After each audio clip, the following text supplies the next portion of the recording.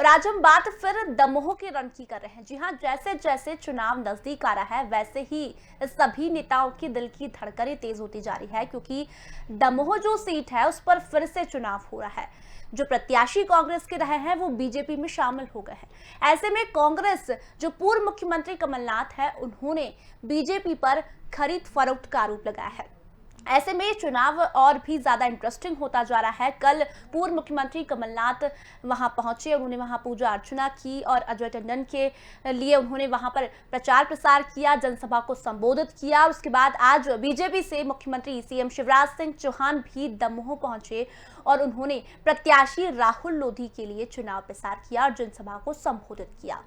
ऐसे में ये बड़ा सवाल है कि दमोह में जब उपचुनाव होंगे तब दमोह का राजा कौन होता है। बता दें, जो अजय टंडन है वो कांग्रेस से प्रत्याशी हैं और बीजेपी के जो प्रत्याशी हैं वो राहुल लोधी है। लेकिन राहुल लोधी पहले बीजेपी कांग्रेस में थे और कांग्रेस छोड़ वे बीजेपी में आ गए हैं। ऐसे में पूर्व मुख्यमंत्री कमलनाथ ने कल वहां पहुंचकर जनता से माफी मांगी कि हमने एक ऐसे प्रत्याशियों को वहां उतारा था जो एक सौदेबाज निकला। और उसके बाद मुख्यमंत्री ने भी बहुत कुछ वहां कहा है और राहुल लोधी के समर्थन में आज सीएम शिवराज वहां पहुंचे थे, उन्होंने चुनाव प्रसार किया।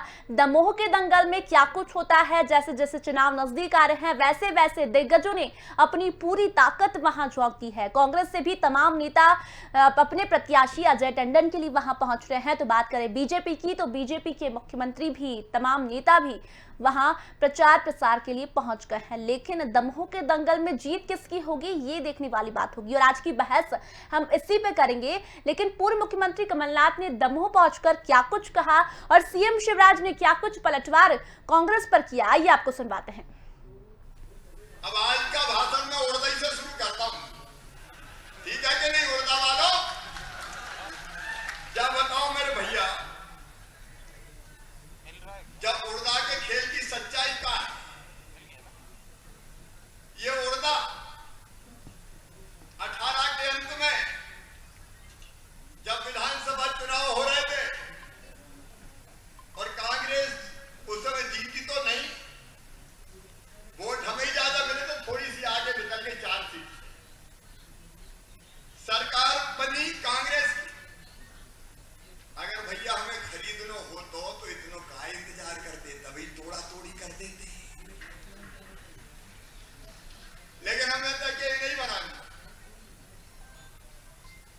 अब मुख्यमंत्री कमलनाथ पीछे से सरकार चलाए दिग्विजय सिंह। 15 साल बाद विधानसभा का चुनाव हुआ। 2.5 साल पहले मैं तो माफी मांगता हूं आपसे, मैं तो माफी मांगता हूं कि कांग्रेस ने एक ऐसा प्रतिनिधि उतारा जिसने सौदा कर लिया, जिसने सौदा कर लिया।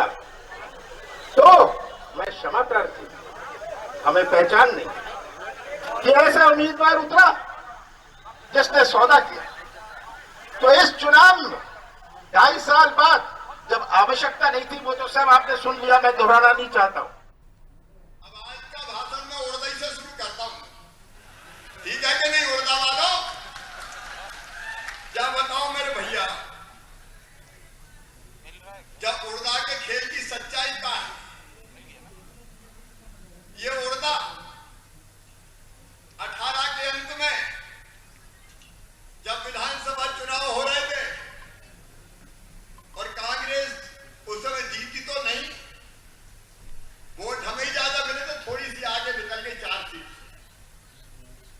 सरकार बनी कांग्रेस की। अगर भैया हमें खरीदना हो तो इतनों का इंतजार करते, तभी तोड़ा तोड़ी कर देते। लेकिन हमें तो ये नहीं बनाना। अब मुख्यमंत्री कमलनाथ पीछे से सरकार चलाए दिग्विजय सिंह। अब आज का भाषण मैं उड़दई से शुरू करता हूं।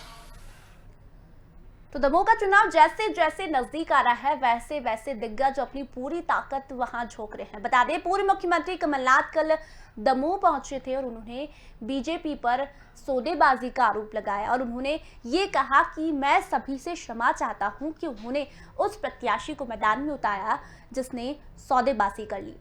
और इसी पर सीएम शिवराज ने पलटवार करते हुए कहा कि सौदेबाजी ही करनी होती तो उस वक्त कर लेते, इतना इंतजार क्यों करते। बता दें पिछले विधानसभा चुनाव में बीजेपी सिर्फ 4 सीटों से हारी थी। जयंत मलैया 4 सीटों से हारे थे, किससे? राहुल लोधी से। राहुल लोधी उस वक्त कांग्रेस के प्रत्याशी थे, लेकिन अब वे बीजेपी में शामिल हो गए हैं। और ये जो आरोप प्रत्यारोप का दौर है लगातार दमोह में शुरू हो गया है। पूर्व मुख्यमंत्री कमलनाथ ने सौदेबाजी का आरोप लगाया, सीएम शिवराज ने भी उस पर पलटवार किया और आज की बहस इसी पर करेंगे कि दमोह का दंगल आखिर कहां तक पहुंचता है और कौन इस दमोह के दंगल में जीतेगा।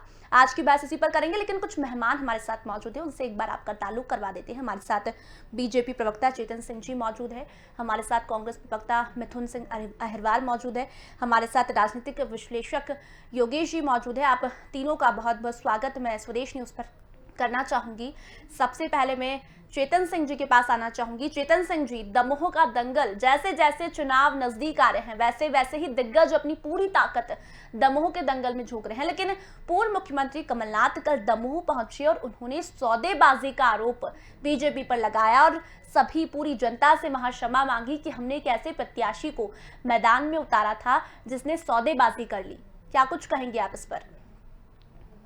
ने बहुत अच्छी बात कही है, सौदेबाजी, क्योंकि देश को बांटने का सौदा भी इन्हीं ने किया है, मौत के सौदागर भी ये हैं। प्रदेश को सत्ता को किस तरह से लेने के बाद पर्दे के पीछे से सौदेबाजी करके कौन लोग चला रहे थे, किसी से छिपा हुआ नहीं।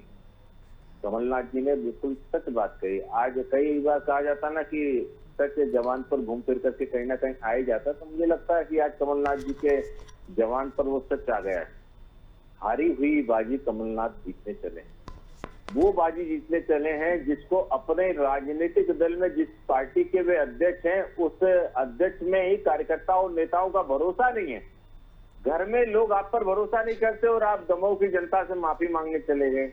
आपको शर्म आना चाहिए इस तरह से। आप अपने घर में लोगों का भरोसा नहीं जीतता और दमोह की जनता से आप माफी मांग करके क्या संदेश देना चाहते हैं कि आप फिर से वही गलती करने आए हैं? क्या आप फिर से जिस टंडन जी के लिए वोट मांगने आए, क्या फिर से आपको लगता है कि वही पिक्चर फिर से दोहराई जाएगी? मुझे लगता है राजनीति में जो मैसेज जाना था वो चला गया। आज पूरी दमखम की जो बात कर रहे हैं, निश्चित रूप से भारतीय जनता पार्टी पंच का चुनाव हो, सरपंच का चुनाव हो, पार्षद का चुनाव हो, विधायक का चुनाव हो, सांसद का चुनाव है, जहां पर हमारे कार्यकर्ता को लगता है, चाहे वो जितनी बड़ी लीडरशिप की आवश्यकता है, हमारा कार्यकर्ता जाता है, हमारा नेता जाता है। हम ये नहीं कहते कि नहीं ये मेरे कैडर का चुनाव नहीं, ये मेरे कद काठी का चुनाव नहीं। भारतीय जनता पार्टी के माननीय मुख्यमंत्री जी पंच सरपंच के लिए भी वोट मांगने गए, पार्षद के लिए भी वोट मांगने गए और इस देश के गृह मंत्री जहां भारतीय जनता पार्टी का कोई वैक्यूम नहीं है, हैदराबाद, वहां पर भी अपने ताकत के अनुसार पूरा समय दिया उन्होंने और 4 सीटों से भारतीय जनता पार्टी को 56 सीटों पर ले जाकर के खड़ा किए। भारतीय जनता पार्टी का वैक्यूम है।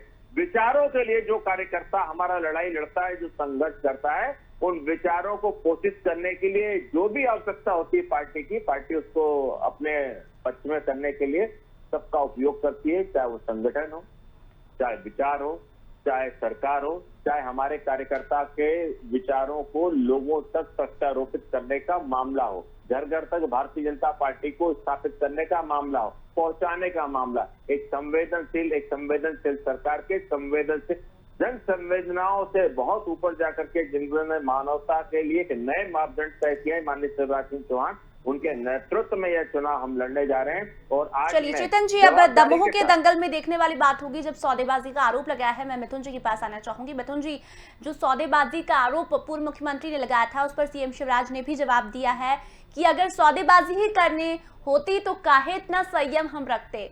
क्या कुछ कहेंगे आप? उसी समय कर लेते सौदेबाजी जब हारे थे, तो फिर इस तरह का आरोप क्यों? साथी ने तो अपने डिबेट की शुरुआत ही इस बात से कही कि कमलनाथ जी की बातों में सच उनको नजर आया। तो जब कमलनाथ जी ने बात सच स्वीकार कर ली है कि हमारी पार्टी आपको स्वीकार करके जनता से माफी मांगनी चाहिए कि लोकतंत्र में जहां वोटों के आधार पर जनता अपनी राय रखती है, अपने प्रतिनिधियों को चुनती है, अपनी सरकारों को चुनती है, आपने इस बात को सच मान लिया कि आपकी जो जो खरीद फरोख्त की बात कही जा रही थी उसमें कोई भी झूठ नहीं है, बिल्कुल सच्ची बात ये कही गई है। तो जब आपने सच मान लिया है तो एक सच और जनता को बता दीजिए। ज्योतिरादित्य सिंधिया जी जब सरकार गिरा रहे थे उस समय उन्होंने ये बात कही थी कि ये जो सरकार है क्योंकि मेरे द्वारा किए गए वादों को पूरा नहीं कर रही है कथित रूप से, इसलिए मैं इस सरकार को गिरा रहा हूं। तो ज्योतिरादित्य सिंधिया जी जिन वादों की बात करके गए थे उन वादों के लिए जिनके लिए इन्होंने कहा था कि हम लोग जो अतिथि शिक्षक हैं उनको हम लोग परमानेंट करेंगे, इसके साथ साथ कर्ज माफी जो बची हुई है उसको हम लोग करेंगे, विकास की राह पर प्रदेश को लेकर के जाएंगे। तो अगर वो चीजें हो गई हो तो बताएं, और अगर वो चीजें नहीं हुई हैं तो किस मुंह से आप लोग आज सरकार चला रहे हैं और किस मुंह से आज आप लोग चुनाव में जा रहे हैं? आपको ये जनता को बताना ही पड़ेगा कि आज जब प्रदेश में आप लोग जनता को उनको अनाज नहीं पहुंचा पा रहे, कोरोना काल में उन तक कोई राहत नहीं पहुंचा पा रहे, अवैध शराब से रोजाना लोगों की मौतें हो रही हैं और यहाँ तक कि ऑक्सीजन की सप्लाई तक आपकी सरकार नहीं कर पा रही है। आप सबने केसेस देखे होंगे, रोजाना कोई ना कोई ऑक्सीजन की कमी के वजह से मर रहा है। तो आप लोग इस सरकार को चलाते हुए जनता के पास अपना कौन सा ट्रैक रिकॉर्ड लेकर के जा रहे हैं? किस आधार पे आप लोग वोट मांगेंगे और जनता आपको क्यों चुने? आज की स्थिति में मध्य प्रदेश में जो वैक्यूम है सरकार का, सरकार नामक कोई चीज नहीं रह गई है। जी जी जी। चलिए मिथुन जी, आप ये तमाम सवालों के जवाब हम चेतन जी से लेंगे, लेकिन हमारे साथ राजनीतिक विश्लेषक योगेश जी जुड़े हुए हैं। योगेश जी, आपके पास आना चाहूंगी, क्या लगता है जो दमोह का दंगल है वो खरीद फरोख्त पर आकर टिक गया है? कांग्रेस ने जो आरोप लगाया है खरीद फरोख्त का, जो प्रत्याशी पहले कांग्रेस से जीता था वो बीजेपी में शामिल हो गया है। मैसेज कर दीजिए अगर मेरी आवाज ठीक आ रही है तो। जी बिल्कुल मिथुन जी, हम आप तक भी पहुंच रहे हैं और मैं योगेश जी के पास जाना चाहूंगी। मैं योगेश जी, आप तक मेरी आवाज पहुंच पा रही है?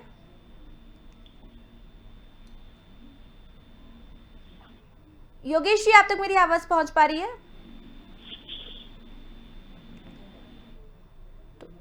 तो शायद योगेश जी तक मेरी आवाज नहीं पहुंच पा रही है। मिथुन जी, मैं आपसे सवाल चाहूंगी, जिस तरह से आपने खरीद फरोख्त का आरोप लगाया है, लेकिन एक बात ये भी सही है कि खरीद फरोख्त अगर बीजेपी को करना ही होता तो उस समय ही कर लेती बीजेपी जब हार रही थी। सीएम शिवराज ने कहा कि अगर खरीद फरोख्त हमें करना ही होता तो हम उस समय कर लेते, फिर हम हारते क्यों, वो भी मात्र 4 सीट से।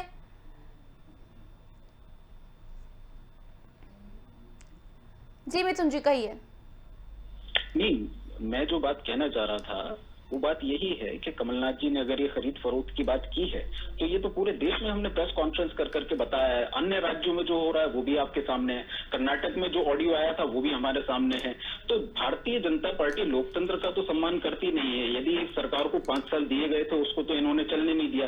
दूसरे राज्यों में भी इनके प्रयास जारी है, जहां जहां सरकारें होती हैं वहां वहां सरकारों को गिराना और जहां जहां नहीं जीत पाए वहां वहां अपनी तिकड़ों में बिराते रहना। ये भारतीय जनता पार्टी की एक नई आदत है जब से ये लोग केंद्र में सत्ता में आए हैं, तो ये आदत वो लोग कंटिन्यू कर रहे हैं। मेरा निवेदन केवल ये है कि आज जब विषय और मुद्दों का चुनाव है तो अपना रिपोर्ट कार्ड आप जनता के सामने लेकर के जाइए। बताइए कि अतिथि शिक्षकों को आपने क्यों परमानेंट नहीं किया, बताइए महंगाई क्यों 900 रुपए का सिलेंडर क्यों मिल रहा है, बताइए जनता को 100 रुपए से ऊपर पेट्रोल क्यों। चलिए मिथुन जी, तमाम सवालों के जवाब चेतन जी से लेंगे। चेतन जी, जवाब आपको देना है। ये जो मिथुन जी सवाल कर रहे हैं कि लोकतंत्र का सम्मान करना बीजेपी नहीं जानती है, जहां इनकी सरकार नहीं होती है वहां खरीद फरोख्त करके सरकार ये लोग बना लेते हैं। जो एजेंडा ये लोग लोगों को बताते हैं, जो घोषणा ये लोग करते हैं, उसी घोषणा पर ये लोग टिके नहीं रहते हैं। देखिए मिथुन जी से आप पहले पूछिए कि क्या गारंटी है कि जिन लोगों के लिए आप फिर से वोट मांग रहे हैं अगर ये भी आपकी विचारधारा से बाद में असहमत हो जाएंगे तो उनके बारे में आप क्या कहेंगे? और जिस प्रकार से मिथुन जी मेरे से पूछ रहे हैं, जरा बता दें, सतीश सिकरवार जी भारतीय जनता पार्टी के इसी चुनाव में इससे पहले प्रत्याशी थे, उनमें ऐसा कौन सा लड्डू आपने चमन का दे करके खरीदा है, बता दें आप। क्योंकि भारतीय जनता पार्टी के किसी भी वर्कर की, किसी भी लीडर की ये जवान नहीं है कि हमने फला आदमी को खरीद लिया। कांग्रेस की संस्कृति और उनकी विरासत में इसी प्रकार के लड्डू का उदय होता है जो हमेशा खुद भी बिकता है और खरीदता भी है। क्या इसी प्रकार की संस्कृति कांग्रेस की? ये कांग्रेस की संस्कृति हो सकती है। भारतीय जनता पार्टी विचारों के साथ काम करने वाली पार्टी है। लोगों को लगता है, जिसको भी लगा देश में, कि भारतीय जनता पार्टी में काम करने का स्टैंड है, काम करने का भविष्य है, काम करने की असीम संभावना है, हमने उसका वेलकम किया। आज पश्चिम बंगाल में देख लीजिए, चाहे आसाम में देख लीजिए, चाहे देश के किसी चेतन जी, आरोप इनका ये है कि जहां जहां इनकी सरकार नहीं रहती है या फिर जहां जहां सरकार है वहां खरीद फरोख्त करके ये लोग सरकार बना लेते हैं। नहीं, आप इनसे जरा पूछिए, कहिए कि महाराष्ट्र का 7 दिन का एपिसोड क्या हो रहा है। आदमी को मरवाने के लिए 200-200 करोड़ रुपए आपकी सरकार के मंत्री मांग रहे हैं। थोड़ी बहुत लज्जा है मिथुन जी तो आप कहिए। उसको उठा मिथुन जी करके जरा बात कर बिल्कुल, लीजिए। जितिन जी आपके सवालों का जवाब मैं मिथुन जी जवाब दे रहे देता हैं। हूँ। नहीं, इसी तरीके के आरोप पहले भी लगाए गए थे और आपने देखा होगा पूरा जो सुशांत सिंह राजपूत का मामला था उस समय बिहार में, उस समय के डीजीपी क्या बोल रहे थे और बाद में उन्होंने भारतीय जनता पार्टी ज्वाइन कर ली।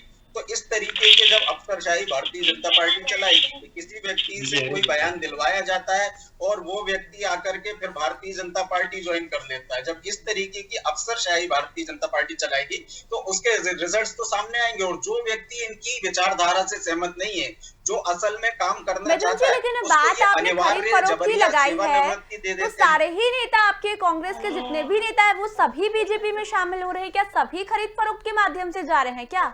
कुछ तो बात होगी, तभी तो बीजेपी में शामिल हो रहे हैं। एक बात यही है ना कि 100 करोड़ के इनके वीडियोस आते हैं, ऑडियोज आते हैं सामने, जिसे कि एफएसएल से ये लोग जांच रिपोर्ट मैनेज करवा करके झूठा साबित कर देते हैं। यही राहुल लोधी चेतन जी, जांच रिपोर्ट में ही झूठा साबित कर देते हैं क्या आप? सुनिए, मेरी बात तो पूरी हो जाने दीजिए। जिसको संवैधानिक व्यवस्थाओं पे भरोसा नहीं, वो हिंदुस्तान में क्यों रहते हैं? अगर आपको इस हिंदुस्तान के वायलाज पे भरोसा नहीं तो आप हिंदुस्तान में किस हैसियत से रहते हैं? फिर तो वही वाली बात थी, अलगाववादियों में, नक्सलवादियों में आपके कोई अंतर ही नहीं है, क्योंकि वे भी कहते हैं कि संविधान हमारे खिलाफ है, संविधान जनता की रक्षा नहीं कर सकता। और संविधान का निर्माण कांग्रेस कहती है कि हमारे सर्वकालीन संविधान हमारे खिलाफ नहीं है, संविधान का दुरुपयोग आप लोग कर रहे हैं। आप खुद बोल रहे हैं, आप खुद बोलते हैं, आपके नेता बोलते हैं कि सुप्रीम कोर्ट मैनेज है, ईवीएम मैनेज है, चुनाव आयोग मैनेज है। जब सब मैनेज है भैया तो संविधान में बचा क्या? हो सकता है कि एक अधिकारी जो आपकी बात बताइए से ना, सहमत है क्या वो बचा आपकी है? पार्टी शामिल हो जाता है, जो आपसे असहमत है उसको आप अनिवार्य सेवानिवृत्ति दे देते हैं। हाईकोर्ट जो मुंबई का है उसने कहा है कि इतने गंभीर आरोप, इस प्रकार के एविडेंस आज दिन तक नहीं आए। सारे एविडेंस के साथ में सारे चैनल बोल रहे हैं, ये क्या सब झूठे हैं भैया? ये सारे चैनल झूठ बोल रहे हैं, सारे चैनल क्या पैसे लेकर के बोल रहे हैं क्या? नैरेटिव बनाते हैं उसका समय गया चेतन जी, आज तो तथ्यों के ऊपर बात होगी। हम आज बात कर रहे हैं दमोह के उपचुनाव के।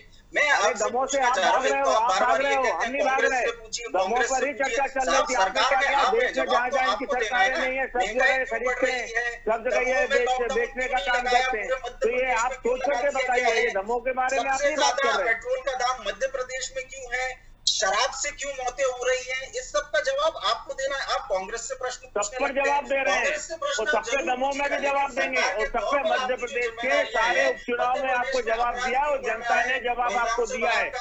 जो चुनाव में भारतीय जनता पार्टी 20,000 22,000 से चुनाव नहीं जीती थी, आपके इस आक्रामक चुनाव अभियान को लेकर हम 64,000 से चुनाव जीते। साक्षी का कहाँ हो मिथुन जी, कहाँ हो?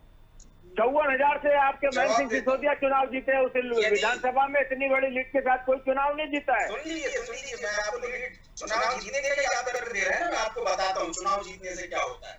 यदि चुनाव जीतने से किसी पार्टी के द्वारा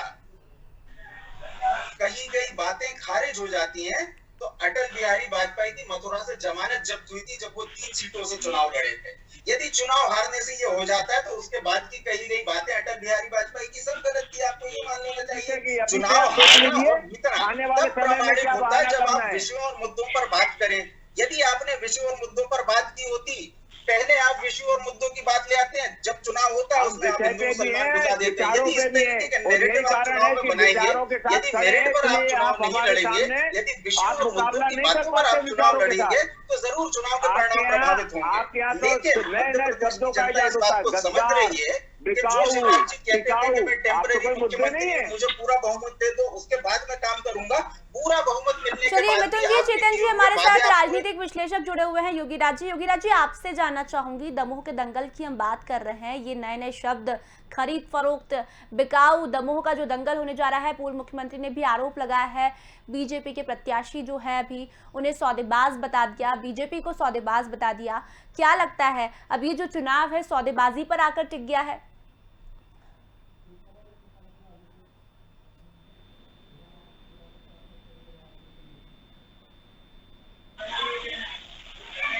जी योगेश जी, आप तक मेरी आवाज पहुंच पा रही है?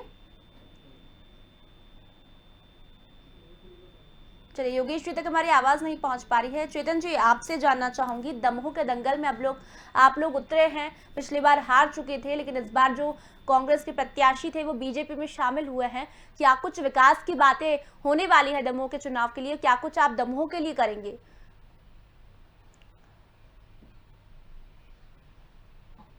मुख्यमंत्री शिवराज सिंह चौहान जी ने जैसे ही मुख्यमंत्री पद की शपथ ली, सबसे पहले मध्य प्रदेश के किसानों का 2200 करोड़ रुपया फसल बीमा योजना का पहले दस्तखत के साथ जमा किया, क्योंकि कांग्रेस की सरकार ने किसानों के फसल बीमा योजना का ही पैसा खा गई, मध्याह्न भोजन का ये पैसा खा गए।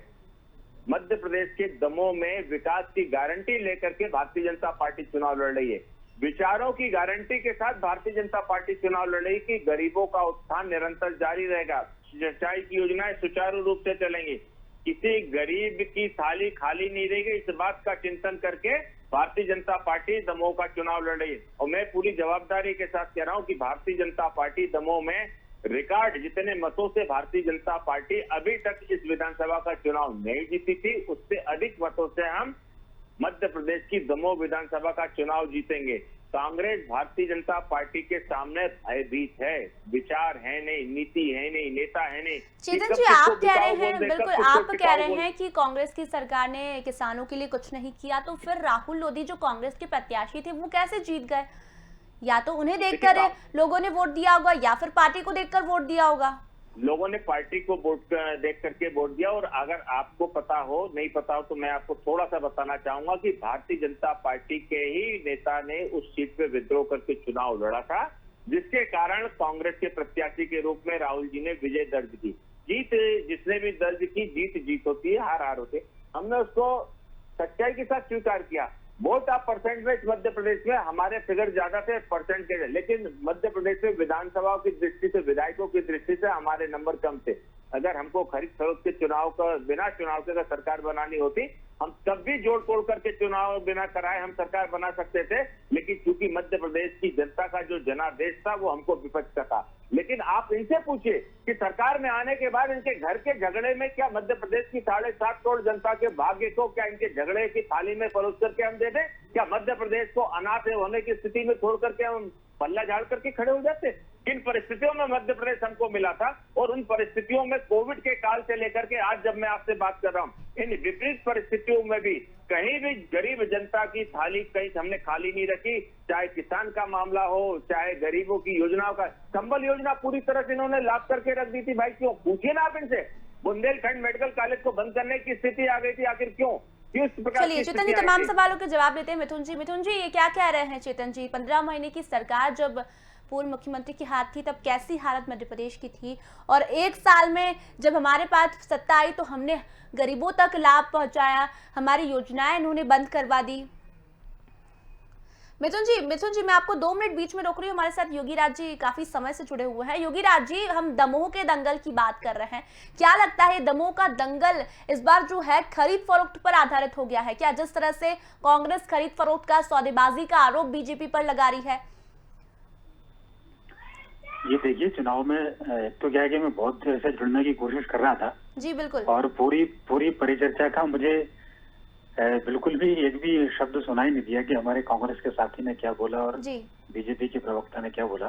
केवल मुझे पहला प्रश्न आपका मिला है, और इस आधार पर केवल मैं इतना, मुझे पता नहीं क्या क्या किसने बोला, लेकिन मुझे इतना कहना चाहता हूँ कि डेफिनेटली ये श्योर है कि पॉलिटिकल सीनरी जब आती है तो तमाम तरह की बातें सामने आती हैं, तमाम तरह के आरोप सामने आते हैं, और ये बहुत इफेक्ट डालते हैं। हेलो, मेरी आवाज आ रही है? बिल्कुल योगी राज जी, आपकी आवाज आ रही है, आप कहिए। तो ये डेफिनेटली चुनाव में बड़ा असर डालते हैं, और दमोह भी इससे अछूता नहीं। हालांकि बात करें कि क्योंकि मुझे पूरा क्लियर से सुनाई नहीं दिया, लेकिन मैं अपना एक 2-3 लाइन में अपना पक्ष रख दूं। पूरा ये मामला यदि देखा जाए, अकेले यदि दमोह की आप बात करें तो दमोह ये जरूर है कि प्रतिष्ठा का प्रश्न बना हुआ है दोनों पार्टियों के लिए। बावजूद इसके मुझे ऐसा नहीं लगता, क्योंकि एक सीट है, इसके जीतने से ना कांग्रेस को कोई बहुत बड़ा फर्क पड़ने वाला और ना बीजेपी को कोई बहुत बड़ा फर्क पड़ने वाला। आज की भाषा में कहें तो ना किसी को वैक्सीनेशन मिलेगी और ना कोई आइसोलेशन वार्ड में जाने वाला है। योगीराज जी, लेकिन आपसे एक सवाल करना चाहूंगी, जनता भी बड़ी कंफ्यूज है। पहले उन्हें राहुल लोधी जो कांग्रेस में थे उन्हें वोट दिया और अब वही राहुल लोधी बीजेपी में शामिल हो गए हैं। ऐसे में जनता पार्टी देखकर वोट दे या फिर प्रत्याशी देखकर वोट दे, ये भी एक बड़ा सवाल है दमोह के लिए। देखिए, कंफ्यूजन की जहाँ तक बात है, ये अभी आपने हाल ही में 28 उपचुनाव देखे, उसमें भी यही हुआ था कि जिन लोगों को कांग्रेस से पहले जिताया गया था फिर वो बीजेपी के टिकट पर चुनाव लड़े और बीजेपी के टिकट पर जीते वो, तो कोई बहुत ज्यादा कंफ्यूजन रहता नहीं है और जनता सब समझती है। वो अपना एक मन बना के चलती है। वो प्रत्याशी ये जरूर देखती है कि हमारा कौन हितैषी है, कौन हमारे रात दिन काम आने वाला है। फिर ये भी देखा जाता है कि कौन सी पार्टी अभी सत्ता में, क्योंकि मोस्टली यही देखने में आया है कि जो पार्टी सत्ता में होती है उपचुनाव अधिकांश उसके पक्ष में जाते हैं, ऐसा ट्रेंड बना हुआ है।